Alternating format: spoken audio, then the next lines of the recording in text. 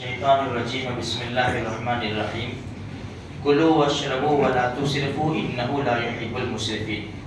دیکھو جس طرح اللہ اور اس کے رسول صلی اللہ علیہ وسلم نے عبادت کا طریقہ بتایا، اسی طرح زندگی جینے کے لیے جو ضرورتیں ہیں اس کا استعمال کا طریقہ بھی اللہ اور اس کے رسول نے بتایا۔ قرآن میں اللہ کیا فرماتے ہیں؟ کھاؤ پیو۔ کھانا یہ انسان کی زندگی کی ضرورت ہے۔ کھاؤ پیو، فضول خرچی مت کرو، اسراف مت کرو۔ آج میرے بھائیوں جتنا اللہ پاک کی نعمتیں بڑھتی جا رہی ہیں، اسراف بھی اتنا ہم سے بڑھتا جا رہا ہے۔ بہت اعتبار سے اسراف بڑھ رہا ہے، ضرورت سے زیادہ ہم کر رہے ہیں، تو یہ منع ہے بھائی ضرورت سے زیادہ۔ اور دوسری بات بھی دیکھو کہ ہمارے وہاں فنکشنوں میں جو کھانا بگڑتا ہے نا، وہ بھی ہماری آنکھوں کے سامنے ہے، یہ بھی اسراف میں داخل ہے۔ تو ایک ترکیب بتائی، کھانے پینے کے آداب بھی بتائے کہ کس طرح کھانا چاہیے، کس طرح پینا چاہیے، سارے آداب بتائے۔ مجھے آپ کو ایک حدیث سنانی ہے آج۔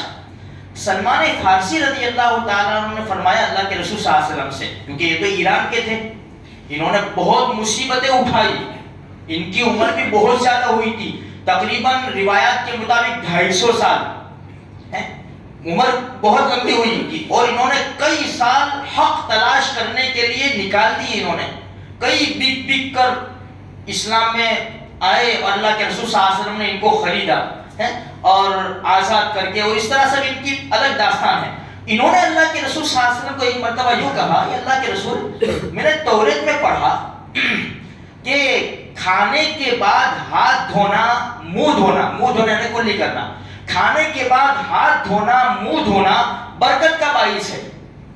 اللہ کے رسول صلی اللہ علیہ وسلم نے فرمایا سلمان، کھانے کے بعد بھی اور کھانے سے پہلے بھی، ہمارے نبی نے فرمایا کھانے کے بعد آپ نے توریت میں پڑھا، لیکن میری شریعت میں کھانے سے پہلے بھی ہاتھ دھونا اور کلی کرنا، منہ دھونا باعث برکت ہے، اور کھانے کے بعد بھی۔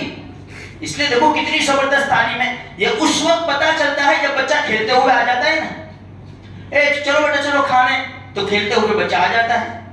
اب ہم بھی کام وغیرہ میں لگے ہوئے ہیں، تو یہ خالی عبادت نہیں سکھائی، شریعت نے زندگی کی جو ضرورتیں ہیں اس کو کیسے استعمال کیا جائے وہ بھی بتایا۔ اب دیکھو ایک بعض مرتبہ ہم جو زندگی گزارتے ہیں نا، آزادانہ زندگی گزارتے ہیں، کچھ باتوں کا خیال کرنا چاہیے۔ دو باتیں میں آپ کے سامنے رکھوں، بھائی اپنے ہاتھ دھوئے، کسی ہال میں ہے، فنکشن میں ہے، ہمارے پیچھے بھی لوگ لگے ہوئے ہیں، ہم نے ہاتھ دھوئے، ہاتھ دھونے کے بعد اس کو اچھی طرح وہیں نچوڑنا چاہیے، یوں اس طرح کر دینا چاہیے۔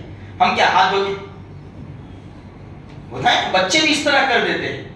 اب فنکشن میں آئیں گے تو لوگوں کے کپڑے تو اچھے ہوں گے نا، اب سب جگہ صابن وغیرہ نہیں ہوتا، ہاتھ میں چکنائی بھی ہوتی ہے، اور کچھ چیزیں پڑیں گے تو دھبے بھی ہو جائیں گے، تو اب لوگوں کا ذہن کہاں جائے گا؟ اب دیکھو یہاں سے ہم نیچے اتریں گے، خیر ہمارے وہاں بہت سی مسجدوں میں انتظام ہے چپلیں رکھنے کا ہے۔ اب بھائی 50 روپے سے لے کر 5,000 10,000 10,000 روپے کی لوگ چپل پہنتے ہیں، کمپنی کی پہننے والے پہنتے ہیں۔ اب ہم نے چپل پہنی اور ساری چپلوں کے اوپر سے پاؤں رکھتے باہر نکل گئے۔ بھائی تیری 200 کی ہے، سامنے والے کی 10 کی ہے، 10,000 کی ہے، وہ دیکھے گا نا تو عجیب انسان ہے یار، لوگوں کے دل پر لگتی ہے۔ یہ طریقہ ہے، اگر میری 10,000 کی ہو اور 200 والا پہن کے میری چپل کے اوپر سے جائے تو بعض باتیں ہم کو خیال رکھنی پڑتی ہے۔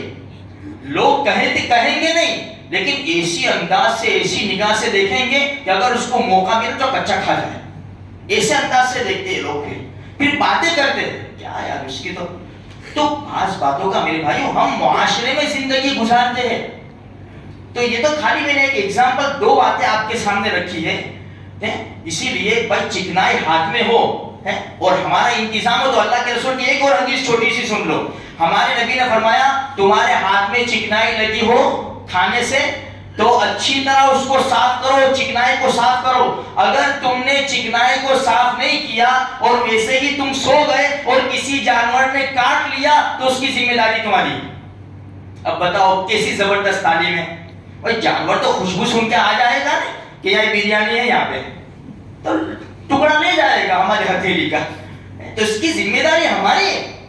تو زبردست تعلیم ہے میرے بھائیوں، ہمارے نبی کی تعلیم بڑی زبردست۔ تو تھوڑا سا اس طرح ماحول ہم بنائیں گے نا اپنے گھروں میں بھی، بھائی دیکھو بچہ ہاتھ دھوتا ہے تو دیکھو کہ بیٹا یہ اس طرح جھٹکنے کے نہیں، پیچھے میں ہوں، امی ہے کوئی بھی ہے، فنکشن میں جائے گا تو ہوگا کیا، چپل پہنی ہے، بھائی بہن کی چپل کے اوپر اس کا پیر نہیں پڑنا چاہیے۔